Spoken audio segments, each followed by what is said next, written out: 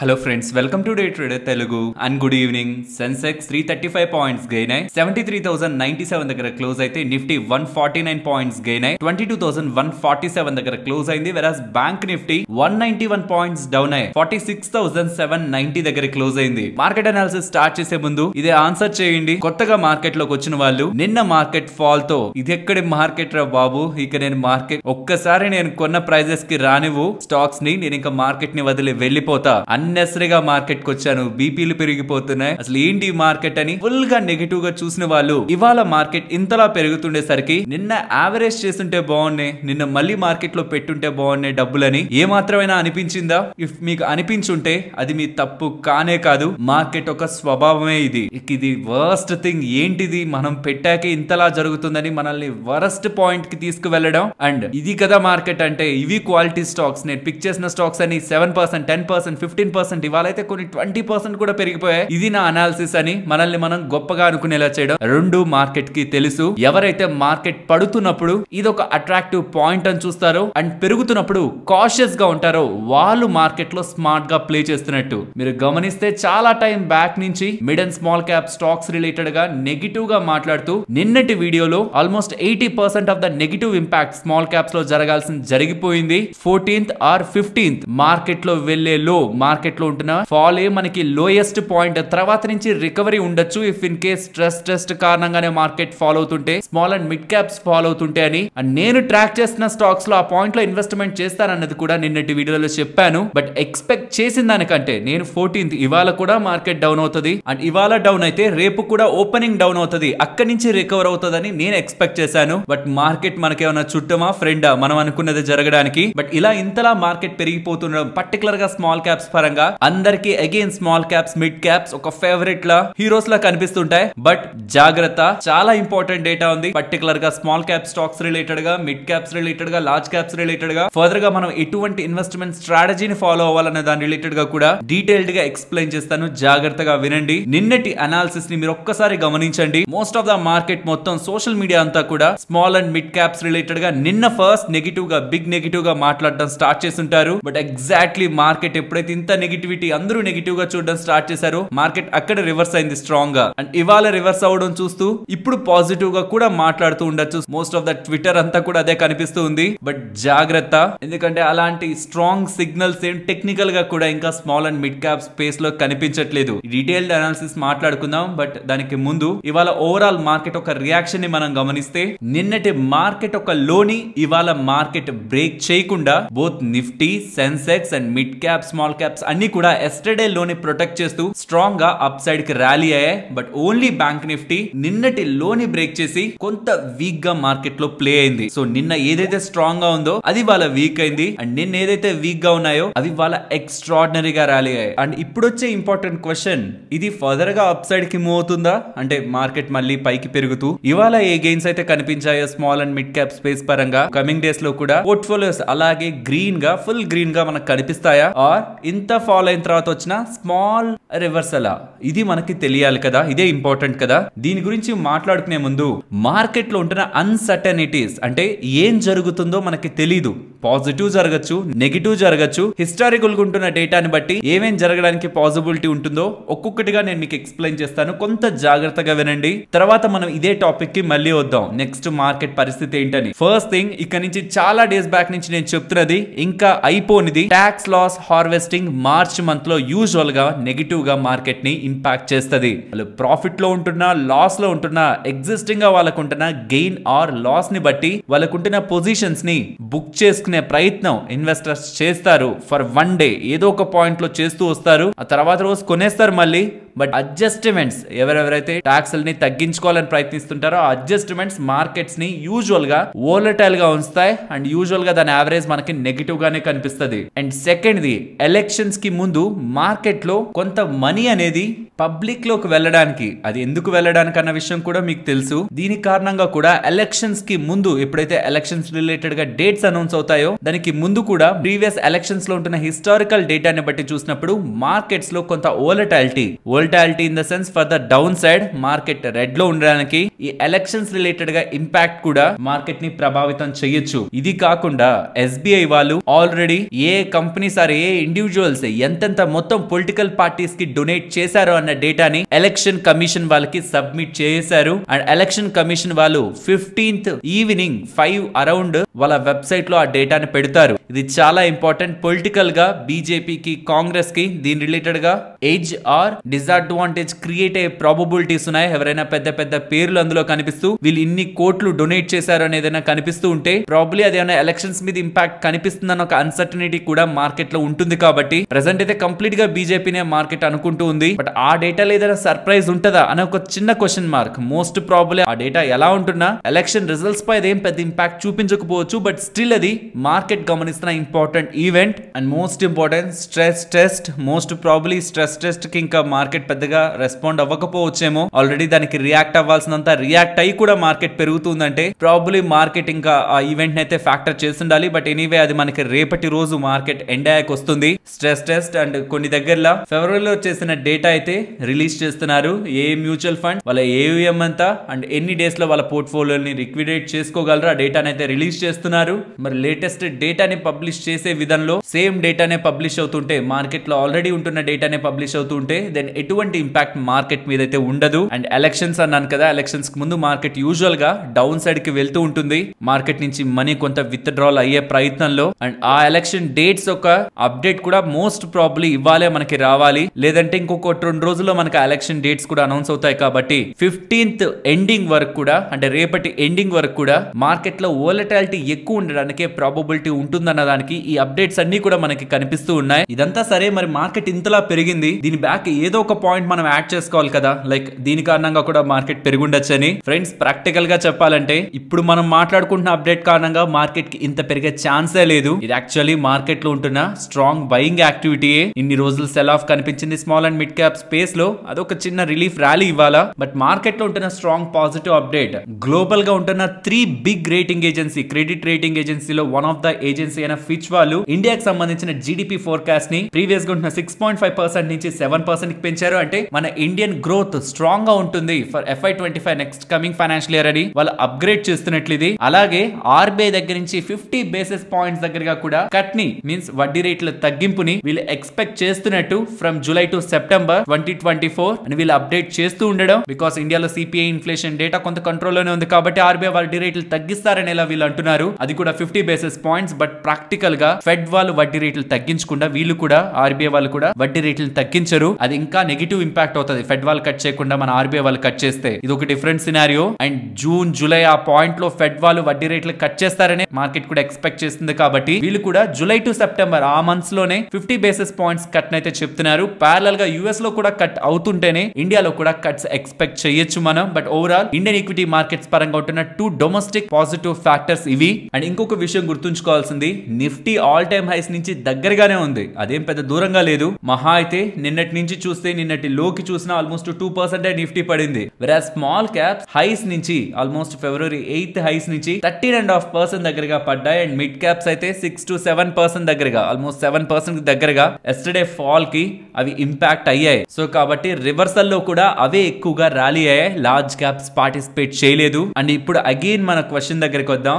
ఇంతలా market fall అయ్యి ఇప్పుడు వస్తున్న ఈ రివర్సల్ ని పాజిటివ్ గా మనం తీసుకోవచ్చా? అంటే ఇంకా మార్కెట్ పెరుగుతుంది, బాగా పెరుగుతుంది, పర్టికులర్ గా స్మాల్ అండ్ మిడ్ క్యాప్స్ లో పెరుగుతుందని మనం తీసుకోవచ్చా అంటే మీరు ఏ టైం ఫ్రేమ్ కి స్మాల్ క్యాప్స్ ని మిడ్ క్యాప్స్ ని చూస్తున్నారన్న దానిపై అది ఆధారపడి ఉంటుంది. ఇఫ్ ఇన్ కేస్ మీరు లాంగ్ టర్మ్ ఇన్వెస్టర్స్ అయితే అంటే మినిమం ఒక 5 years 10 years 15 years ఆరిజన్ తో చూస్తూ ఉంటే friends small caps and mid caps లో ఇప్పుడు కూడా ఉంటున్న వాల్యుయేషన్ అంటే నేను కొన్ని specific sectors like railway stocks over గా ర్యాలీ అయిపోయి అండ్ పబ్లిక్ సెక్టర్ స్టాక్స్ అవి ఓవర్ గా వాల్యూ అయిపోయి, కొన్ని అయితే 100 PE కంటే ఎక్కువగా అవైలబుల్ గా ఉన్నాయి. వాటి గురించి కాదు, నేను యావరేజ్ గా స్మాల్ క్యాప్ ఫండ్స్ లో మిడ్ క్యాప్ ఫండ్స్ లో ఇన్వెస్ట్మెంట్ చేస్తున్న వాళ్ళ గురించి కూడా చెప్తున్నాను. మీరు ఒకవేళ లాంగ్ టర్మ్ ఇన్వెస్టర్ అయితే భయపడాల్సిన నీడ్ లేదు. మీ ముందు పెడుతున్న ఇమేజ్ ఏంటంటే 2 సంవత్సరాల క్రితం మిడ్ క్యాప్స్ అండ్ 2 సంవత్సరాల క్రితం స్మాల్ క్యాప్స్ ఉంటున్న వాల్యుయేషన్స్ ఏంటి అండ్ ఇప్పుడు అవి ఉంటున్న వాల్యుయేషన్స్ ఏంటి అండ్ వాటి ఎర్నింగ్ పర్ షేర్ ఎంత, ఇప్పుడు వాటి ఎర్నింగ్ పర్ షేర్ ఎంత చూడండి. ఇక్కడ ఇది మిడ్ క్యాప్ 2022 ఫిబ్రవరిలో తీసుకున్న data 396 EPS mid cap 150 index కి. ఇప్పుడు ఆ సేమ్ మిడ్ క్యాప్ 150 ఇండెక్స్ కి 661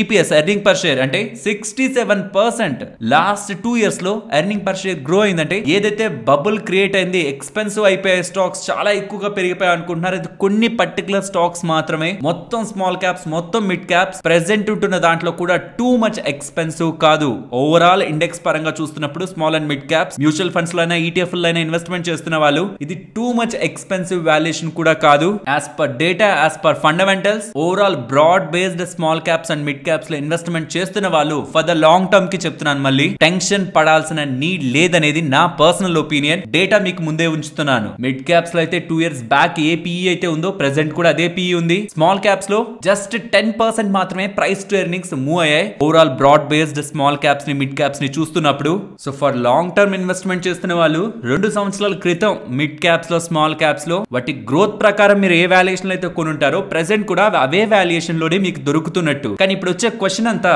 లాంగ్ టర్మ్ ఇన్వెస్టర్స్ ది కాదు. ఎందుకంటే ఒక serious fall long term investor ని కూడా షార్ట్ టర్మ్ ఇన్వెస్టర్ గా మార్చేస్తుంది, థింకింగ్ ని మార్చేస్తుంది. ఒకవేళ మీరు నెక్స్ట్ 5 months 1 year లేకపోతే కొద్ది నెలల్లోనే నేను డబ్బులు తీయాలనుకుంటున్నాను అనుకునే వాళ్ళైతే మాత్రం దెన్ నేను ఈ ర్యాలీని, ఈ రికవరీని సీరియస్ గా అయితే చూడట్లేదు. As per technical analysis previous గా ఉంటున్న హై నుంచి రీసెంట్ గా ఉంటున్న లోకి మీరు ఫిబొనాచి రిట్రేస్మెంట్ ని డ్రా చేసినా అది స్టిల్ ఇంకా 38.2% రిట్రేస్మెంట్ లెవెల్ ని కూడా క్రాస్ చేసి అట్లీస్ట్ నేను లైట్ బులిష్ గా ఉన్నానని కూడా మార్కెట్ కి ఇంకా ప్రూవ్ చేయలేదు. ఇంతలా మార్కెట్ ఫాల్ అయినప్పుడు ఆటోమేటిక్ గా ఒక స్మాల్ రివర్సల్ కనిపించొచ్చు. దాన్ని సీరియస్ గా తీసుకోకండి.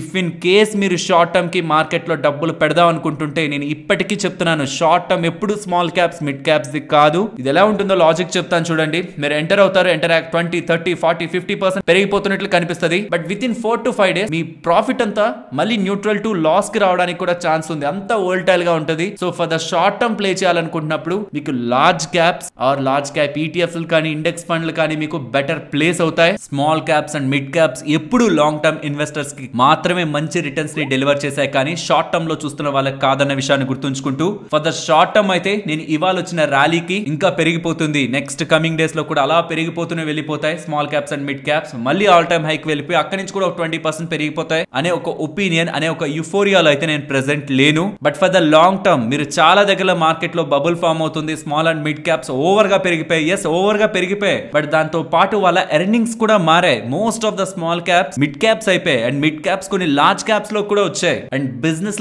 చాలా చాలా స్ట్రాంగ్ గానే గ్రో అయ్యాయి కాబట్టి వాటి స్టాక్ ప్రైస్లు కూడా గ్రో ఉంటాయి. కాబట్టి చెప్పాను రీసెంట్ టైమ్స్ లో మార్కెట్ పడక ముందు, రీసెంట్ గా ఎక్కువగా మార్కెట్ పడక ముందు కూడా మీరు ఇన్వెస్ట్మెంట్ చేస్తున్న స్టాక్ కి ఎర్నింగ్ పర్ షేర్ ఎలా మూవ్ అయిందో చూడండి. ఇక్కడ నేను పెడుతున్న డేటాను కూడా గమనిస్తే 2022 తో కంపేర్ చేస్తే 2024 కి ఎర్నింగ్ పర్ షేర్ 67% పెరిగింది. కాబట్టి ఆటోమేటిక్ గా ఇండెక్స్ కూడా, ఆ ఇండెక్స్ మిడ్ క్యాప్ ఇండెక్స్ కూడా 68% పెరిగినట్టు. అలాగే స్మాల్ క్యాప్ ఈపీఎస్ 53% పెరిగింది. బట్ స్మాల్ క్యాప్స్ అంటే కొంత యుఫోరియా ఉంటది కదా, ఆ యుఫోరియా ఒక 10% పైగా ఉంది అంతే. అంటే టూ మచ్ ఎక్స్పెన్సివ్ వాల్యుయేషన్ కాదు, ఒక 10% కరెక్షన్ డీసెంట్ వాల్యుయేషన్ తీసుకొస్తుంది.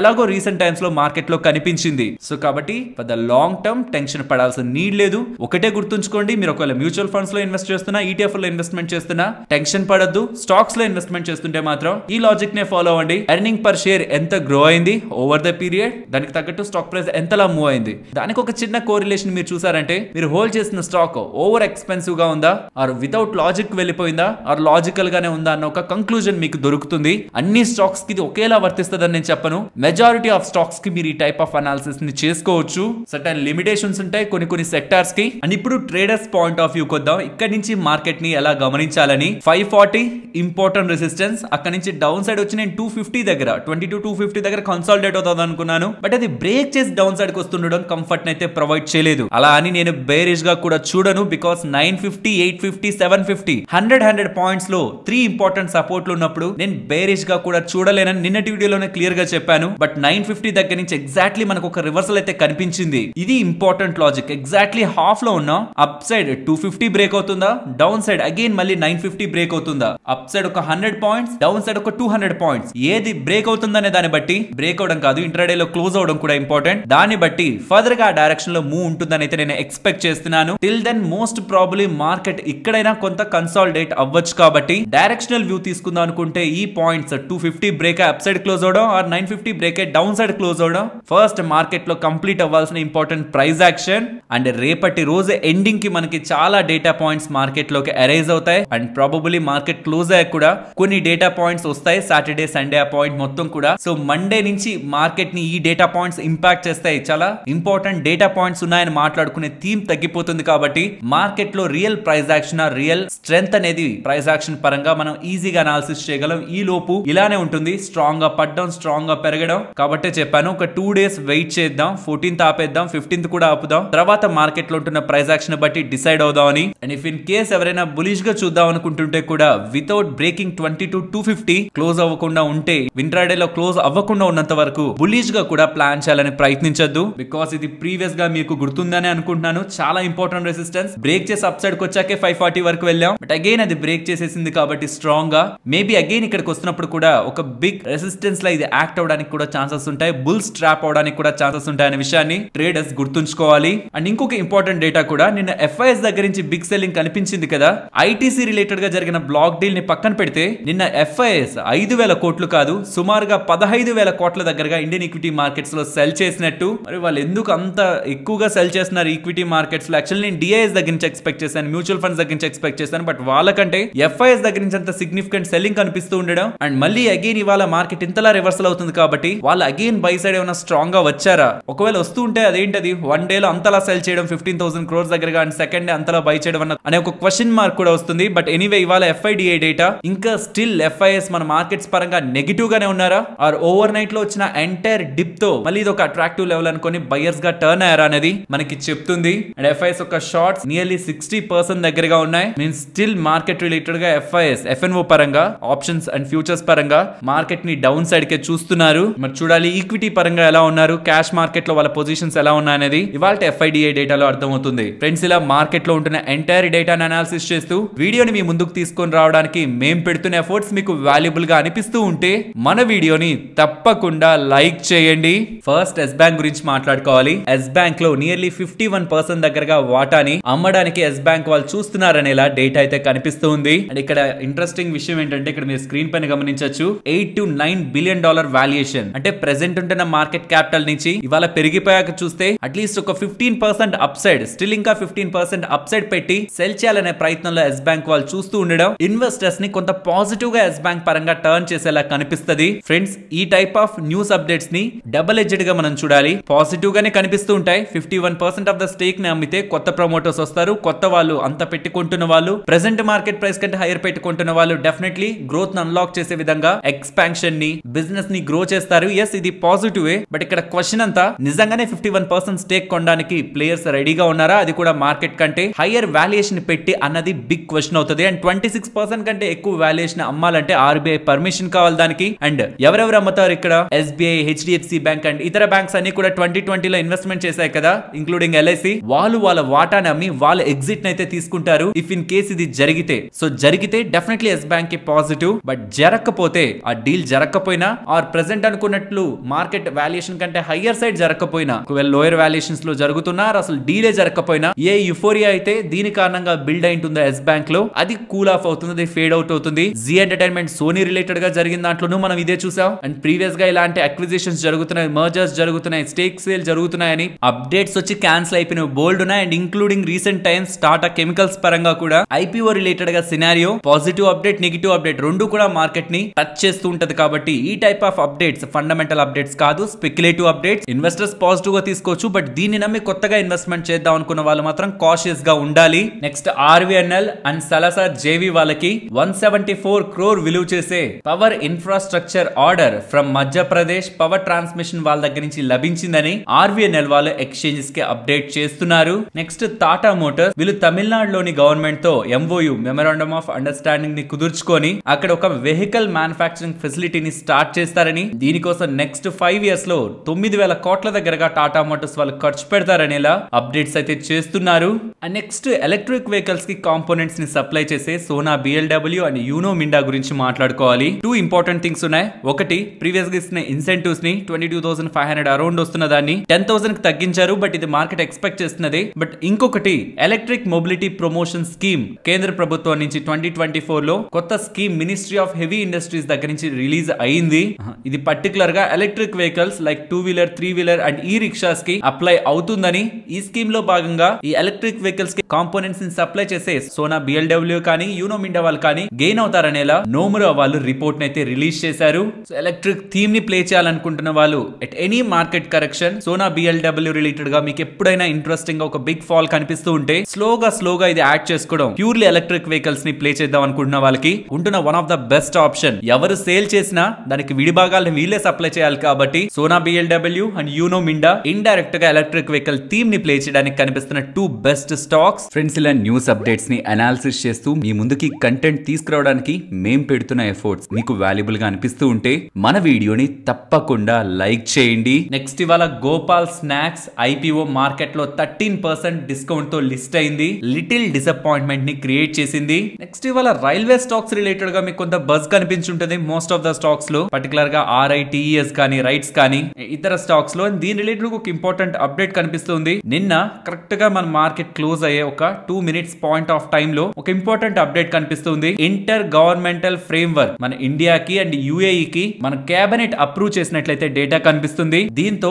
India, middle east and Europe economic corridor పరంగా, పర్టికులర్ గా ports, maritime and logistics sectors పరంగా కమింగ్ టైమ్స్ లో బిగ్ డెవలప్మెంట్స్ ఉంటాయి కాబట్టి వీటి బేస్డ్ గా ఇన్వాల్వ్ అవుతున్న స్టాక్స్, ఇందులో రైల్వే స్టాక్స్ కూడా ఇన్వాల్వ్ అవుతున్నట్టు కాబట్టి వీటిలో ఇవాళ మనకి యాక్టివిటీ కనిపించడానికి బ్యాక్ ఈ ఇంపార్టెంట్ డేటా కూడా నిన్న మార్కెట్ క్లోజ్ అవుతున్న పాయింట్ లో అప్డేట్ అయ్యింది. నెక్స్ట్ గ్రీవ్స్ కాటన్ వాళ్ళు కొత్త ఎలక్ట్రిక్ 3-wheeler ప్యాసింజర్ వెహికల్ ని with the name of Greaves Eltra City ని లాంచ్ చేశారు. దాని ఫీచర్స్ ఇలా ఉంటున్నాయి. వన్స్ చార్జ్ చేస్తే 160 కిలోమీటర్స్ పైగా వెళ్తుందని, 3 years వారంటీని ఇస్తూ aqua blue and lunar white లో ఇది అవైలబిలిటీలోకి తీసుకొస్తున్నట్లు వీళ్ళు అప్డేట్ చేస్తున్నారు.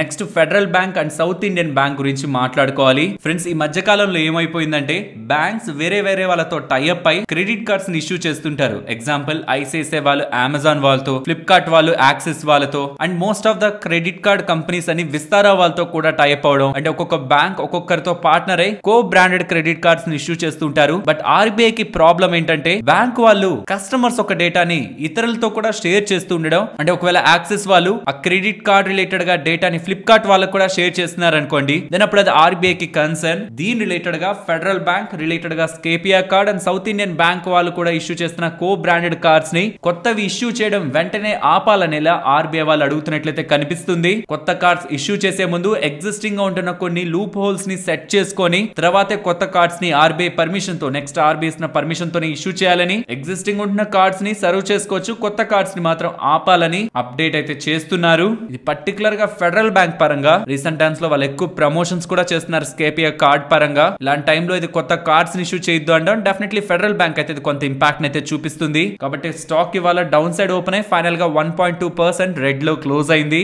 నెక్స్ట్ నిఫ్టీ అలాగే bank Nifty support and resistance. Nifty 22,080 around important level and అది బ్రేక్ అయితే ప్రీవియస్ గా తీసుకున్నది. మార్కెట్ సడన్ గా ఫాలో అవుతూ ఎక్కడైతే ఇంపార్టెంట్ సపోర్ట్ తీసుకుందో అది గమనించండి. 21,932 21,960 అండ్ అప్ సైడ్ 22,190 అది బ్రేక్ అయితే 22,240 or 250 ఇంపార్టెంట్. ఇది చాలా ఇంపార్టెంట్ లెవెల్ 22,250 చాలా టైమ్స్ రెసిస్టెన్స్ అయింది. మరి చూద్దాం ఈసారి ఎలా ఉంటుందో. Coming to bank Nifty down side 46,670 అది బ్రేక్ అయితే 46,450 and up side 46,870 above 47,150. And starting market analysis లో చెప్పినట్టు కొద్ది డేస్ వెయిట్ చేయండి. మార్కెట్ ప్రెసెంట్ రేంజ్ బౌండ్నెస్ కి అయితే సరికాదు. డౌన్ సైడ్ నుంచి ఒక 300 పాయింట్స్, అప్ సైడ్ నుంచి ఒక 400-500 పాయింట్స్, ఇది రేంజ్ బౌండ్ యాక్టివిటీకి సరికాదు.